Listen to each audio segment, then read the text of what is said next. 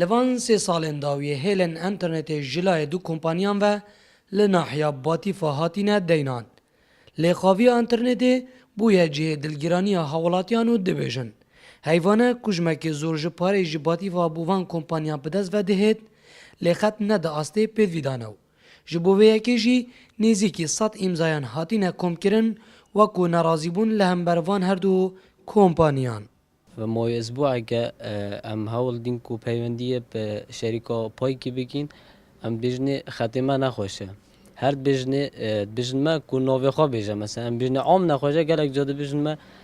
گشتی ناخون و شو لب خواهیه پشتینگه ما هول کر کو ام امضا کم گین تانو که نزدیکی 100 امضا ما يدخل وكرين يدخل كده ورا بوتيفا يعني خد مای اسبوعی که به هیچ رنگی يعني بجم رسم بيفانومت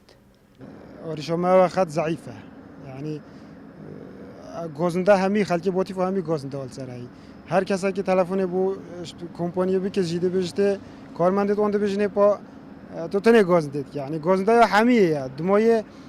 چهارا نمون وکیلت اون وره ما گله جارم مراجعه وان کرد گفته برای خط حسنا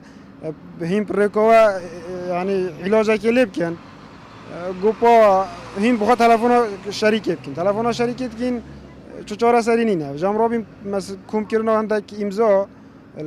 ما قلت تسليمي نوعي كن بلكي بريكو نوعي بريكت يوصي علاجك ومالفي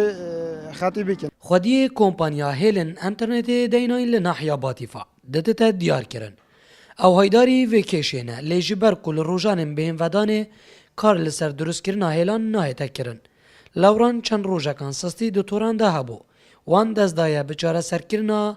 و آریشه ما مشكلة البوتيفة بيشم بإيفوري بما هوت ديار كرن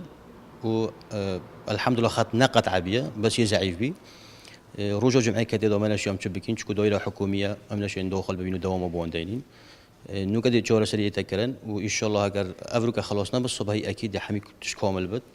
وخطيوان دي زفر تواق بري وهر دمجي خط البوتيفة والهر درجة وكي زاخو وبيشوبيره وبيرشفه هر حقي إنسانه كي جهشتي قلب بوري بي ناحیا باتیفا اجوان ناحیین سر با قضا زاخو و دیتا جمارتنو